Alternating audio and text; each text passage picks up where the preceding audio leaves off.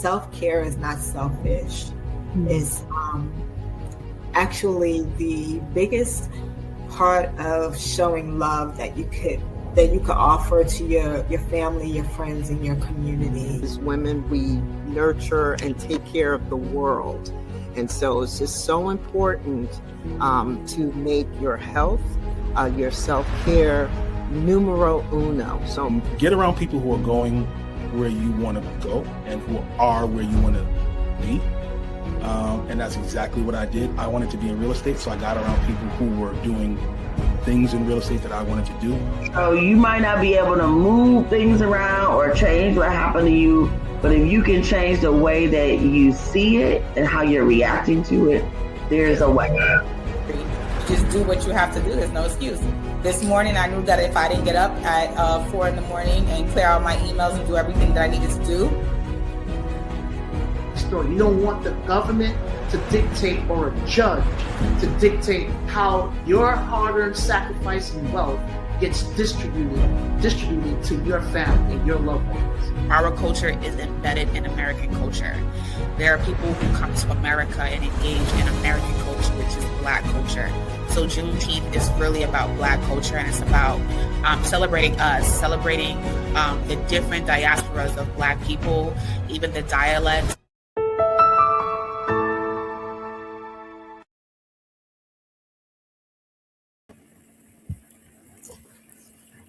Good afternoon. Welcome to today's Lunch and Learn. I am Kim Fennell. I am one of the board members of Juneteenth NYC, and I'm so excited to be with you here today. This is where expertise meets visibility and your voice becomes your platform. This conversation is all about what happens when expertise, experience, and passion are amplified through speaking. In today's digital world, your voice is more than the communication. It is currency, influence, and opportunity.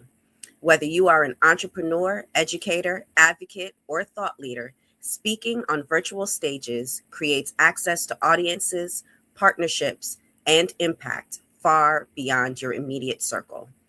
Joining us today are two incredible leaders who understand the power of voice and visibility. First, we welcome Andrew Frazier, MBA, CFA, masterpreneur, founder of Small Business Pro University, a serial entrepreneur, 4-time author, podcast host, consultant, Navy officer, and MIT graduate. For more than 17 years, Andrew has helped over 1,000 business owners increase sales, maximize profits, accelerate business growth. He brings deep expertise in business strategy, entrepreneurship, and leveraging platforms for influence. We are so honored to welcome Heather DeLeon, an educator, cultural ambassador, artist, and community leader. Heather holds degrees from Massachusetts College of Liberal Arts and Teachers College, Columbia University, and has built an impressive career at the intersection of arts, education, cultural equity, and social justice advocacy. Her leadership in culturally relevant education, policy awareness, and community mobility continues to create meaningful impact across Brooklyn and beyond. Together, these speakers represent two powerful dimensions of impact: business and visibility, culture and advocacy.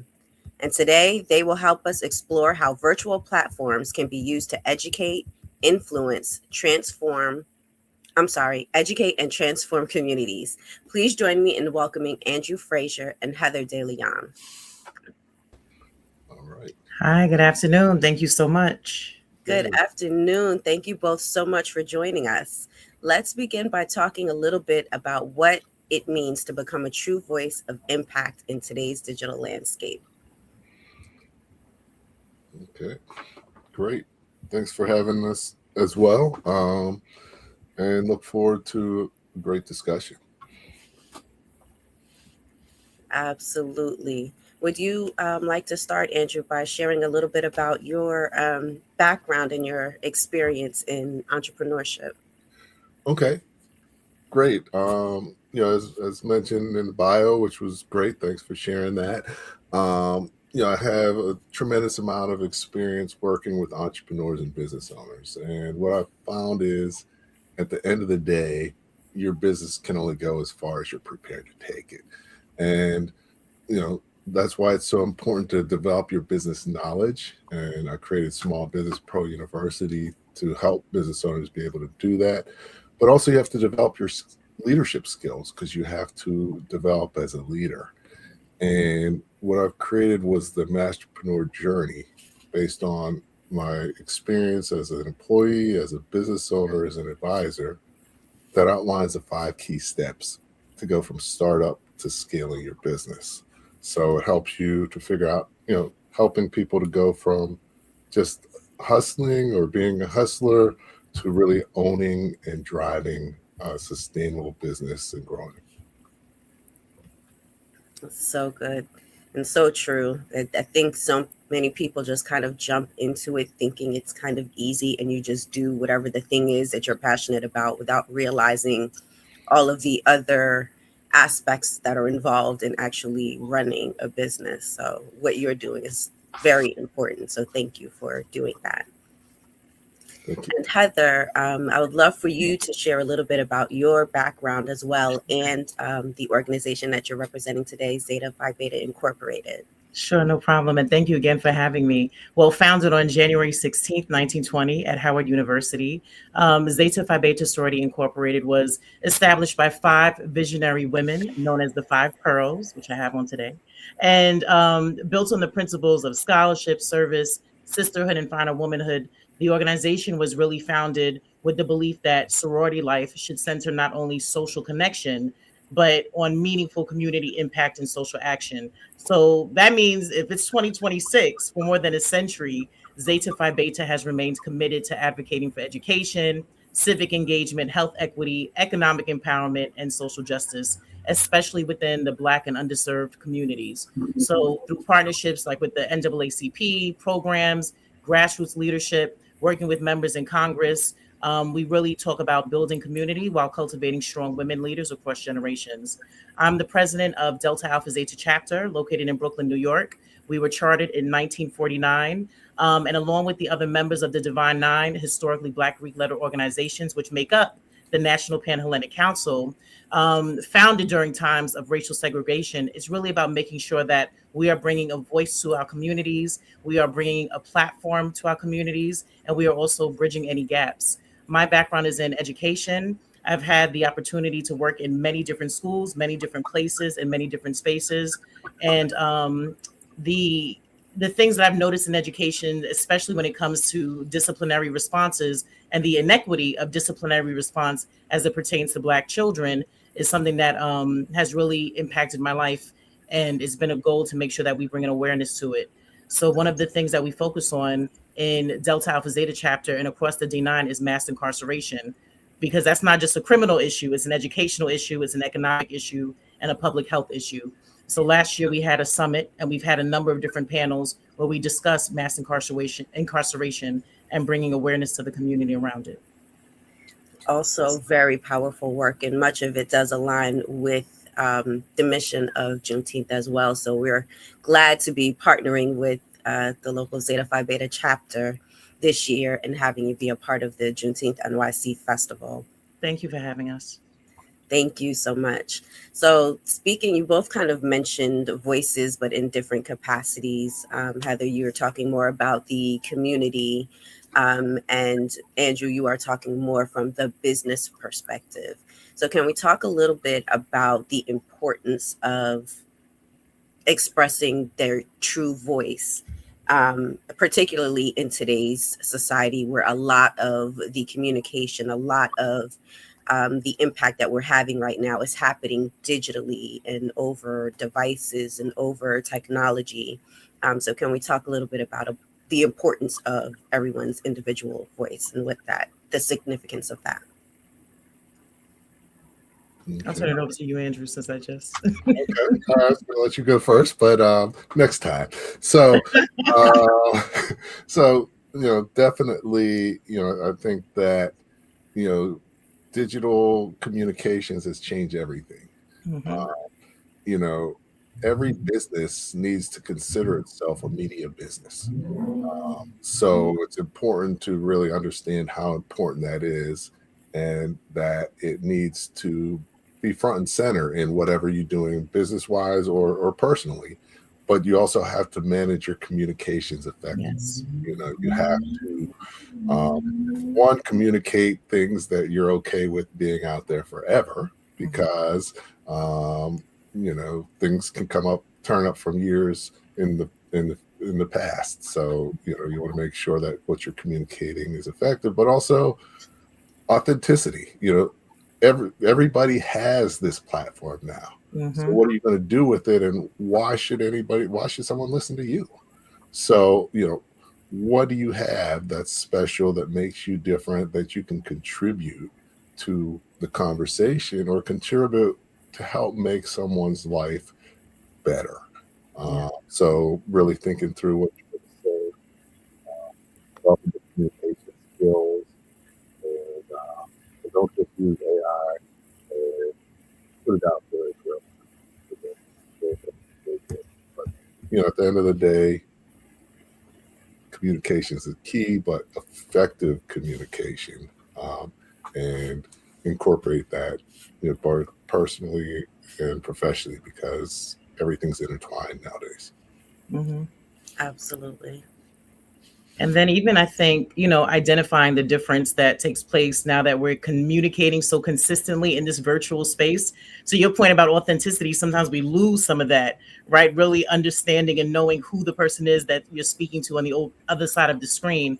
But I think the beauty of that is also accessibility, because there was a time when everyone could not really necessarily communicate in person, and those people were lost. So 2020, I think, opened up some interesting doors in terms of us really peeling back the layers of communication and really kind of forcing us to push the boundaries of how we learn to communicate in different ways, in different capacities, and still make sure that we find the power in doing that work, whether we're communicating via Zoom, right? Whether we're streaming or whether we're in person. But it's interesting because you also see that loss sometimes when you see people get together in person. What's everybody doing? They're on their phones. Right. So you still have to be able to get your message out, and you still have to be able to reach people, which means if you're going to be on your phone, now I got to get to you through your phone. I have to find the platform that you're using and still get you these messages. So it's really interesting when you kind of study the intersectionality of what communication looks like today in 2026. But we still need to communicate. We definitely still need to communicate. And I think now it's becoming even more important to almost be able to communicate in both ways, being able to your point, communicate in person and be able to communicate over, digital resources and virtually as well. And Andrew, you spoke, some of your background is in leadership.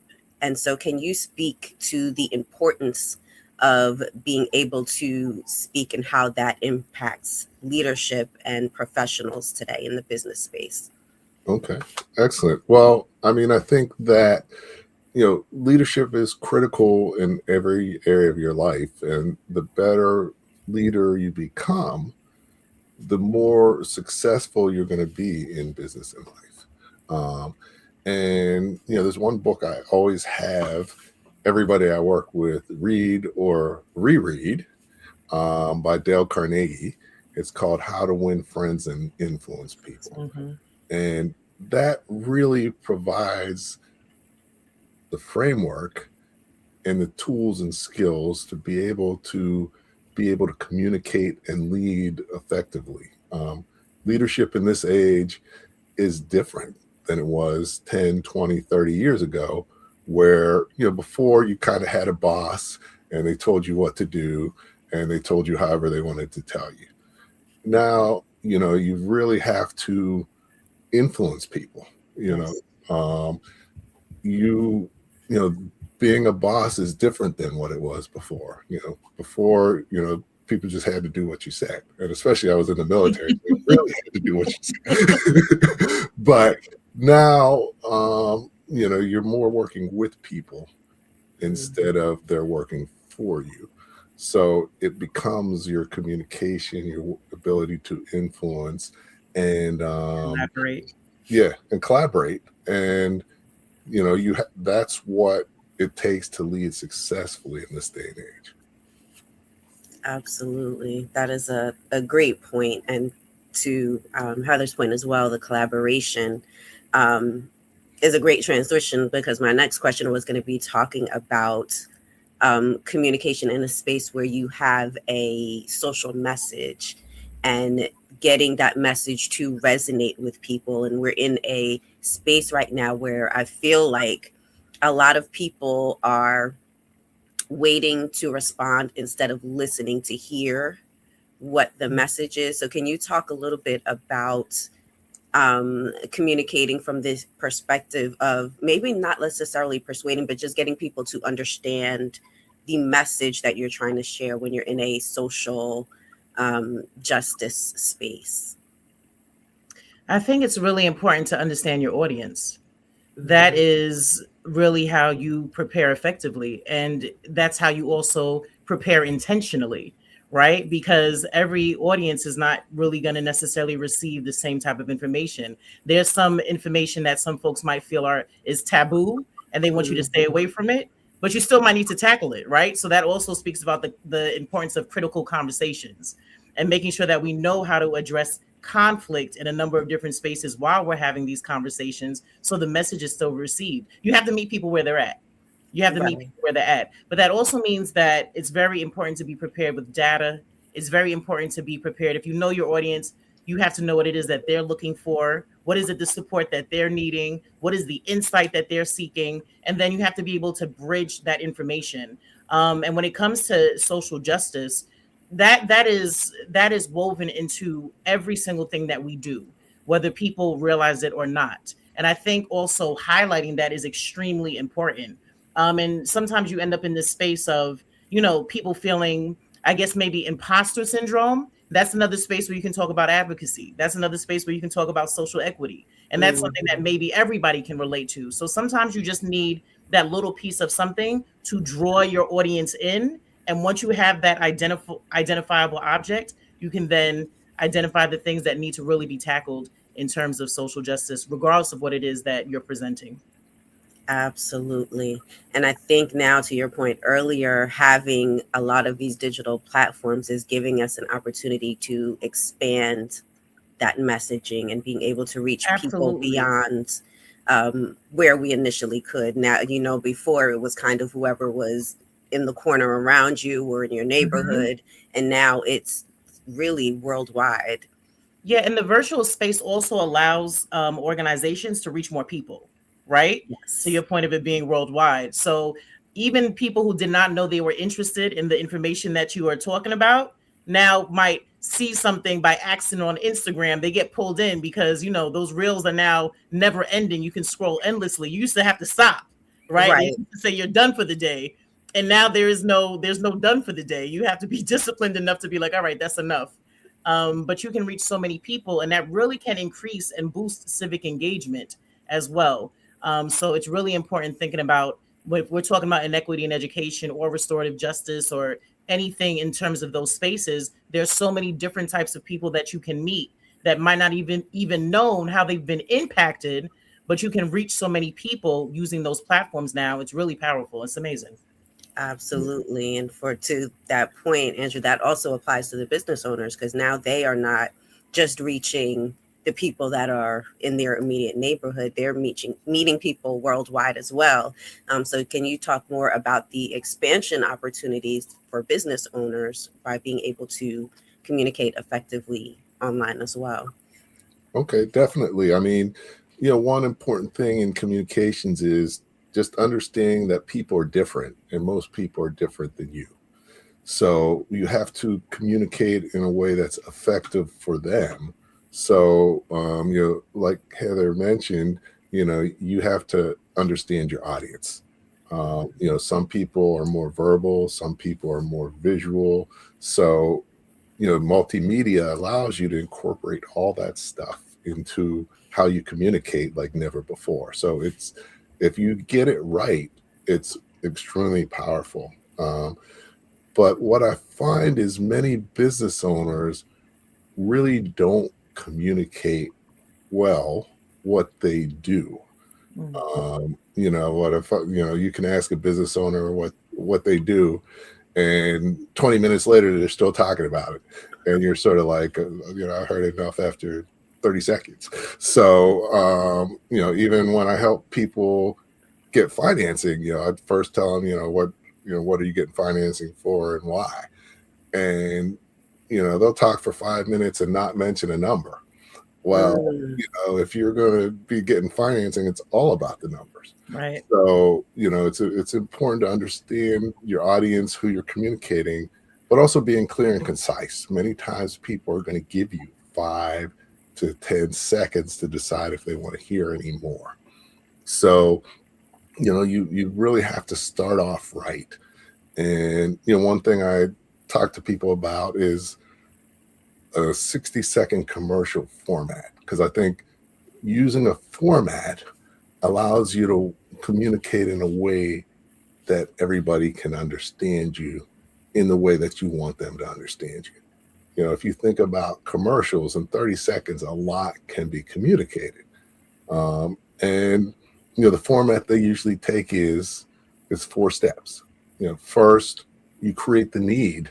You know, before you talk about a solution, you got to explain what the problem that the solution is to, so a person can say, hey, I have that problem, let me listen more, or not really a problem for me, you know, move on to the next. But you got to get that out in the first few seconds. Then once you introduce the problem, then you can give a solution, because people can connect what you're offering to why they may need it. Third step is you got to give an example.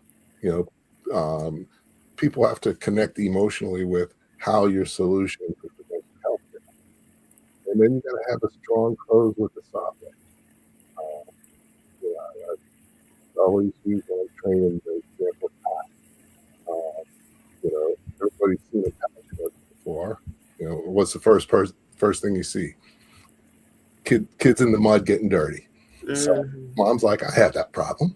So they're like, well, you need Tide with the blue crystals because we're the best. So they want the problem, have their solution.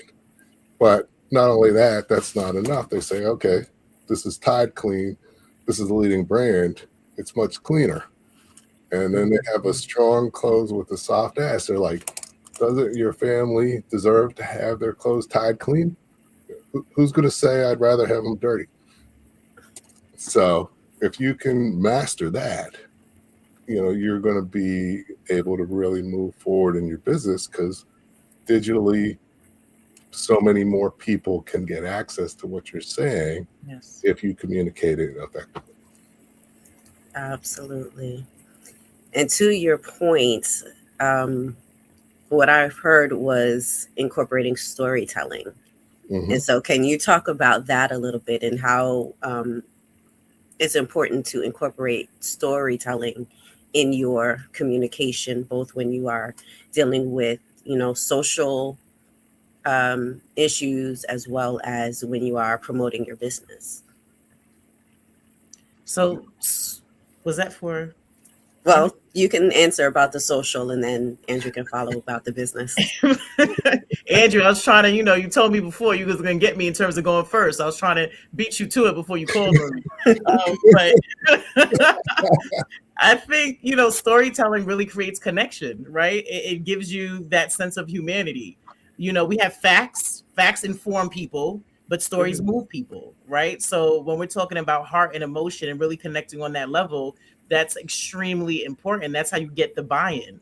So it doesn't matter what you're discussing. If you're discussing business, if you're discussing education, leadership, the impact of anything you're talking about really is felt when you have a story to connect it to. And it helps audiences also see themselves. A lot of times in education, we talk about windows and mirrors. And there are a lot of windows depending on what school you go to. You'll be reading things and seeing things about other people's life, and you might not have any mirrors. But if you have some mirrors, it has more buy-in for you, right? You build your guiding coalition, because now I see myself in you, or I see myself in this story, and now I'm a part of it, and I want to be here with you. And that's something that's extremely important. And storytelling does that. It brings everybody in. especially important in a virtual setting because stories help bridge that emotional distance that's really created when we're in these spaces and in these venues. Really important to have something to connect people to emotionally and have that heart. I love that. Yep. Okay. And, definitely the emotional piece people take with it. Most people don't remember much of what you say. But actually, usually they don't remember 40% of what's said, but they will remember a story if it touches them emotionally. So that's a great point, Heather. I think that they say stories sell, and people buy on emotion and justify it with the facts. So if you're in business or just even though you're not selling a product, you're selling ideas. Yeah. And when you connect stories, when I talked about creating the need, that helps create the need because it allows the person you're speaking to identify with you and understand the problem and decide if that's something that resonates with them. So starting with a story is even more powerful. That is so true. I know a lot of times when I'm talking to people, it will trigger, oh, I saw this thing where this person said or this person did, and I can correlate that to whatever the conversation is that we're having. And I'll retain that far faster than a list of facts and figures and data. And I'll be like, I don't remember what they said. And we could have had the conversation 5 minutes ago, but I'll remember the story from like a week ago. So that definitely having the memorable component is so important. Absolutely. Yeah. Is there anything else or any other traits or characteristics in terms of communication, in terms of speaking, in addition to storytelling that will help the speaker be more memorable to their audience that you can think of? Definitely, you want to be, and I suffer from this. You want to have energy. People build off of your energy, and I'm usually a kind of reserved person, so I don't exude as much energy many times. But I've learned to be able to do that better. But it's just like in your business, nobody's going to work harder than you are. Nobody's going to be more excited about what you're talking about than you are. So if you're not demonstrating excitement, then that's going to reduce other people's reaction to it and the impact that it has on them. So true. I'm guilty of the same thing. I'm kind of tend to be more laid back, but I'm learning to have to turn on the energy when I need to, and then be like, okay, now I can relax again. Yep. Yeah, so definitely a work in progress for me. Heather, can you talk about it from the social perspective in terms of helping people remember about causes, remember if there are particular actions that they need to take or particular things that they might want to contribute to in terms of volunteering or financially? Are there any particular strategies that you use to help stay top of mind when you are communicating with your audience? I think it's literally staying top of mind, right? So the communication doesn't end with that moment. And that's what's really important. And I think sometimes we forget that. You can have a really impactful professional development or a really impactful virtual workshop, like a luncheon. But then what happens after that with the audience? How do we stay top of mind? How does the audience remember what Andrew is saying? There needs to be another touch point. How do people remember what I'm saying? There needs to be another touch point. And I think sometimes we forget to close the loop and like come back to the things and say, hey, this is something I want to tell you about. Here's another thing that you can look into. This might interest you. Even with, I know everybody's tired. We have all these group meetings, all these WhatsApp, all these other modes of connection. You almost can't turn it off. But those things are also important because it gives you that constant link to check in and say hi. We spoke about this a few days ago. These are the seeds that we planted. How are we watering them now? How are they growing? Right? What's happening in this space at this point? And that's something that is extremely important because it becomes more than just that moment. It becomes a mission, and that mission becomes a movement, no matter what it is that you're talking about. So being constant and being a presence outside of the moment is really what's important. So I'm hearing follow up. I'm hearing consistency. I'm hearing energy, storytelling, being able to relate to your audience, all being key things that are important in being able to communicate effectively, whether you're in person or online. Yes, absolutely. Absolutely. Consistency is it. Definitely. Yeah. Wonderful. And so one of the reasons that you both are here today is because you are both going to be speaking during our virtual summit coming up on June 19th in celebration of Juneteenth this year. Yes. And so can you talk a little bit about, I guess I'll start with you, Andrew, a little bit about your session that'll be taking place during the Juneteenth virtual summit and what you will be addressing during your presentation. Okay. I mean, really the presentation is called From Hustle to Ownership,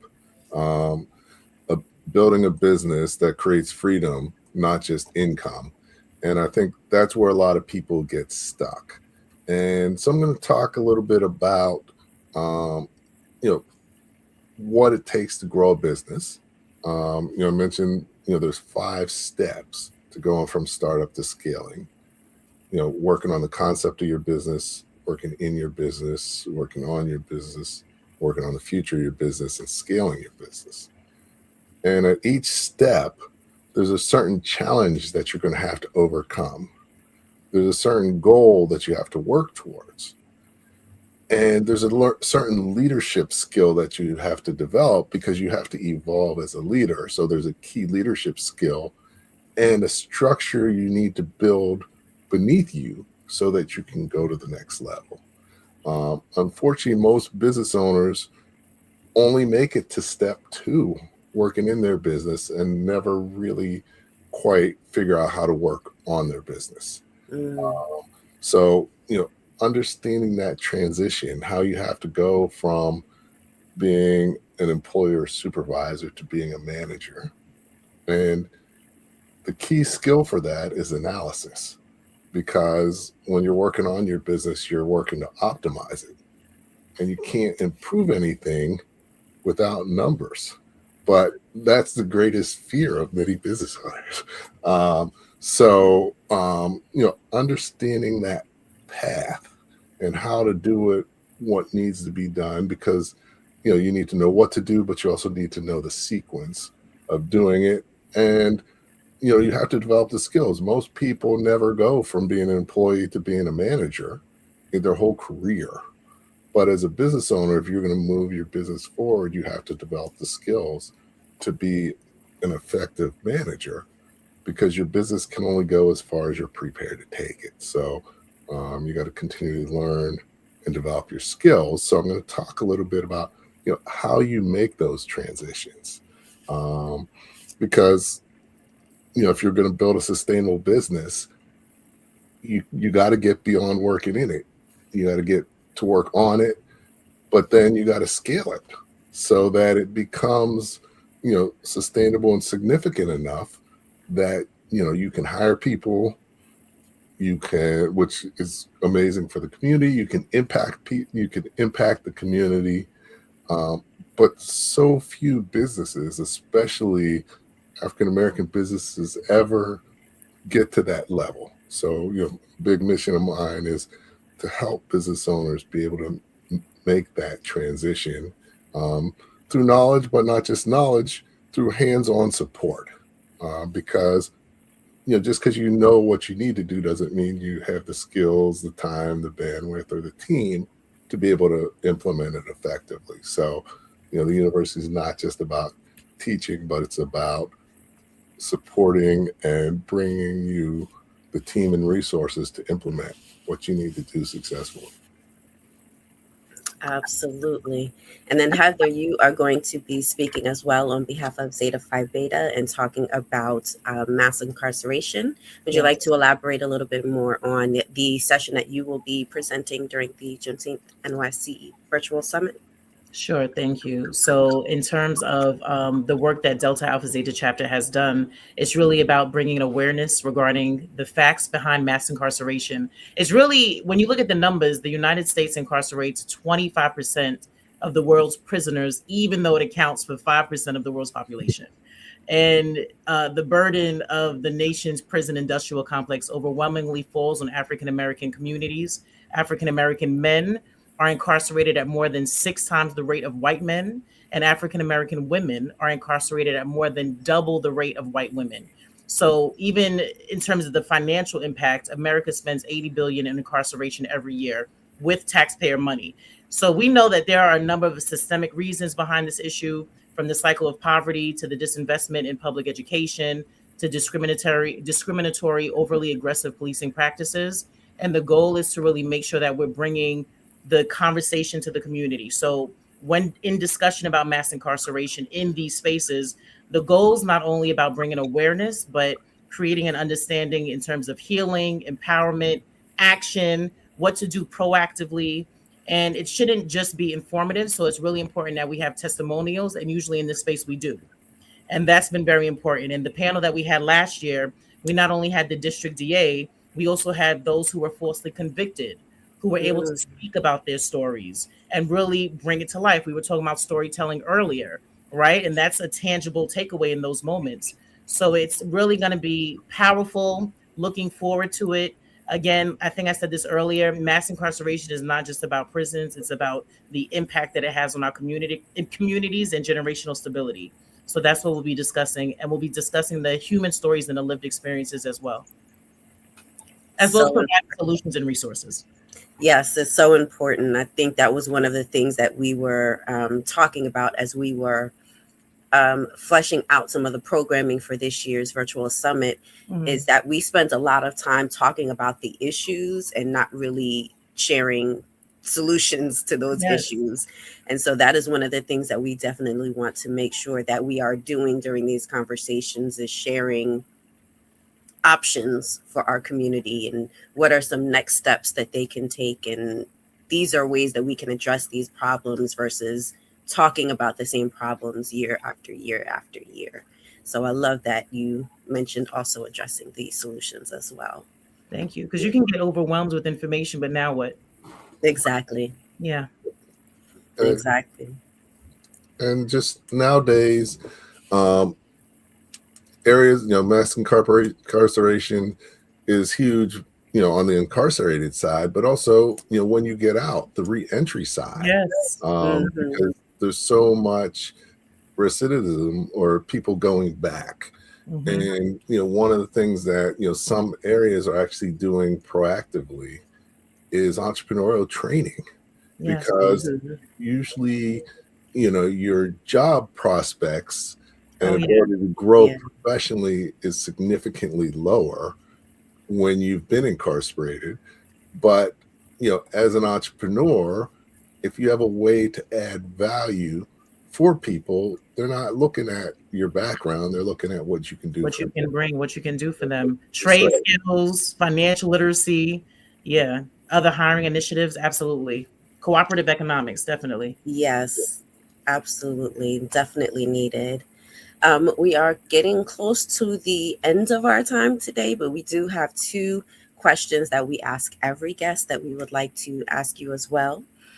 So the first question, I'll start with Andrew and then Heather. What does Juneteenth mean to you? Okay, well, I think that should have been the first question. But I think it's so important to learn and understand your history, and celebrate it. But I think that now more than ever, connection and collaboration is so important, and Juneteenth creates a platform to do programs like this and other programs for people to learn, people could connect, people to support each other, and move forward more effectively. So, I'm definitely appreciate the opportunity to be part of this and applaud you for pulling this together, because it's not a little bit of work. Not at all. Thank you. And I can't take the credit. It's a whole team of people putting in the work to put this together. But thank you for acknowledging that. Heather, what does Juneteenth mean to you? Juneteenth means freedom. It means freedom. It means Black joy. It means being able to frolic and not feel that when you're doing things, you have to look at things through a white supremacist lens. It means Black is beautiful and bold at all times. And I also cannot forget about Opal Lee, who is a retired teacher, counselor, activist, Zeta, who became nationally known for her efforts to make Juneteenth a federally recognized holiday in the United States. Right. And so she's important. She's somebody who we consider the grandmother of Juneteenth. And I have to make sure that I identify her and recognize her. But it means joy and being free in that joy and not having to worry about any of the societal pressures that we typically face. Absolutely. And then a couple of years ago, we celebrated the 50th anniversary of hip hop. So another question that we have been asking all of our guests since then is, who is your favorite hip hop artist or song that fuels your resilience? All right. Well, I maybe showing my age. I was in middle school when Run DMC came out, and when I was younger than that, one of my first remembrances of music was my dad bought Rapper's Delight and in the vinyl and brought it home and played it. So I think between Run DMC and Rapper's Delight, and Sugar Hill Gang, and I've been a fan of hip hop ever since, but more so 2000 and before, so old school. Same, Heather. Well, I'm going to go more recent.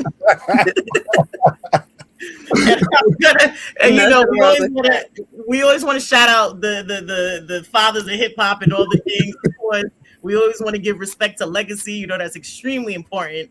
I know we all understand that on this call, but I'll go with Kendrick Lamar. All right, I'll go with that. I think that's a universal pull in terms of no matter where you sit with the rhythm and the words. At the end of the day, there's hope, and we are going to be all right, because look at us. We're the blueprint. So we can't be anything else but the best, and we will always be all right. Yes, and that's a perfect amalgamation of our history and our future, working together and having a common goal, I should say, vision. So Heather, thank you. Andrew, thank you so much for being here today, for pouring into us, for sharing your wisdom, your experience, your knowledge. You are true examples of what it means to thrive in purpose and wellness. Thank you so much. Much appreciated. Thank you for having us. Thank you for having me. Can't talk to you, Andrew, but ditto. We're so grateful that you were able to spend time with us this afternoon. And as we close today's session, we are reminded that influence is no longer limited by location. A single voice can educate across borders, a single message can inspire action, and a single opportunity can speak and open doors and change lives. Andrew Frazier and Heather DeLeon have shown us that impactful speaking is not about being the loudest voice in the room. It is about being intentional, being prepared, and being grounded in purpose. Whether through business, education, advocacy, or community leadership, our voices carry power. Power to teach, power to challenge, power to connect, and power to transform. So let today be a reminder that your voice is not meant to stay hidden. Use it, develop it, and share it. Because when purpose meets platform, impact becomes inevitable. Thank you again to Heather and Andrew for helping us to understand what it truly means to become voices of impact. Thank you. Thank you.